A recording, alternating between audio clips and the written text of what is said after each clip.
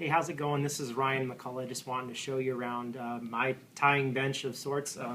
Really, everything just fits in this black tote, and we have to take it out every time we want to tie. So it's really important to organize everything. Otherwise, it just looks like complete chaos, and you'll never find anything. So starting point here is just putting everything in separate, small Tupperware totes according to the type and style and material. So I'll take the camera here and I'll kind of start off by showing you the vise itself. Right here, have used a Regal vise. Cost about $100, $120. Have not been sorry with that purchase. The sky's the limit for vices, but this does everything you want a vise to do. This single jaw opens with a cam here that has never slipped a hook on me, and has always held my hooks really tight, and makes it very, very easy to change out hooks, and you don't have to use a set screw, which just makes this vise excellent, my vise of choice. I've attached a weight here so I can put it on my table, and right here you can see my hackle gauge is on the bottom of the vise. So I guess we'll start out there by looking over the hackle and explain the different kinds of hackle and what they are. So we have all our different colors here, obviously, with grizzly right here. I have a grizzly saddle, I have a grizzly half neck, I have a black saddle, a silver quarter saddle, a dark dun quarter saddle, and a ginger colored quarter saddle. And then also, a long time ago, my first hackle purchase was a whole cape there of brown, which has been really great. So I'll try to explain the differences. The cape comes from the front part of the rooster on the neck, or otherwise they call it a neck, which varies all these different size feathers. So we'll talk about gauge and why that's so important. Up at the top here you have the smallest feathers, and when you wrap them around the post of this gauge, what you do is just put it around the axis of that, and then the lines will tell you how far the barbs stick out and what the gauge of your hackle is. So let's try this one here. Wrapping it around, just eyeballing that, it looks like it is not going to be any bigger than a 20. So up in here you have your small ones. Up in here they're so small they won't even register on the gauge. And as you go down to the very bottom, these will be so big that they'll register off the gauge even up to like a 4. So some of these are so small that they are practically useless, and some of these at the bottom are so big that they're practically useless for anything but tail material. But you have tons and tons of feathers, and you have every size in between. It makes it a very versatile tying tool. The reason why you would buy a saddle is you're able to, with the longer feathers, they call it a saddle because it comes from the back portion of the rooster and it drapes over the side, calling it a saddle. And you're able to get, oh my goodness, I get sometimes 12 or 14 flies out of one feather because it's consistent, the size and the gauge from the top all the way down to the bottom. You can see as I wrap this one around, it is roughly a size 20 gauge. So this is about 16 is my largest, and it goes down to about 24. This, my black one that I use for tricos, a lot of 24, 26, 28 size, smaller ones. And then my favorite of all time, this one I looked years for, was a quarter saddle of dark dun that would be just the size that I needed for bluing olive. So those are the types of hackle that we use.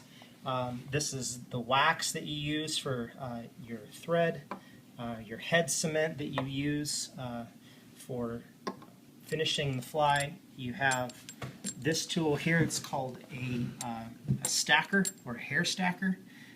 That you use to align the tips of your tying material, especially when you're doing deer hair bodies. I have a pair of scissors. This one that I use for utility, I don't care what I cut with it. I'll cut cable with it. What I mean by that is this little wire, or I'll cut just off my thread, but no hair or other material that requires precision. I use a pair that has a little bit longer blade and a real fine sharp tip that I'll use for cutting some of my hair material with that you need to stay real sharp. 3 different kinds of bobbins that you can use. One is an all ceramic bobbin, and that allows you to tie with the finest of thread and not snap it. Then you have a steel bobbin that's not coated or lined at all. You can see in there it's just steel, which is fine for wax thread or real thick thread. And then I have one that's a ceramic lined, another ceramic lined bobbin. Really only need one, but it's nice to have some backups, especially if you're tying with different threads on the same fly. Organizing over here my dubbing and colors according to color in the small boxes. I've got my yellows and greens, I've got my tans and browns, and my blacks and grays, and then my hooks in these boxes, the smaller ones, I'll just organize according to size here, so I can just pull out and know that the first ones that I pull out are going to be my smallest ones, my little 24s. And then the biggest one in here is going to be a 16, and then my bigger ones, my 14s and up, go in a different box so I don't hunt for hooks all day long.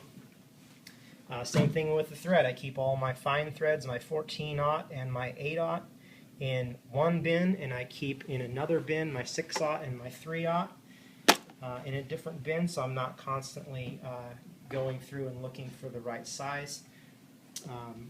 Another useful material is the snowshoe hair that is just incredible. You'll find 1,000,001 uses for it.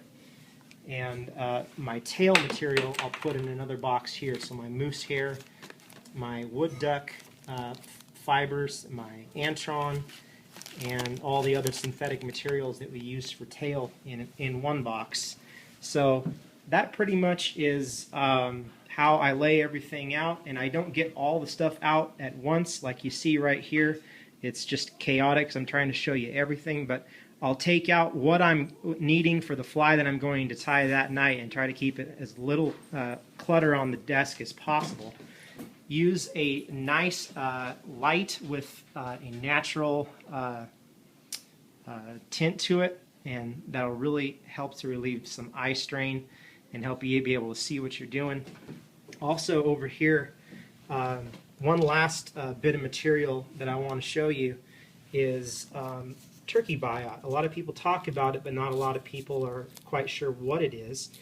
These turkey feathers that on one side have the long, thin fibers, and on this side, if you peel them back, the most useful biots are on this side, and they're fat, and you can wrap the hook with just about any color that you can imagine and make really nice mayfly bodies. That's why I have so many different colors of turkey biot. Is there are infinite variant of mayflies that you can tie with just this simple material.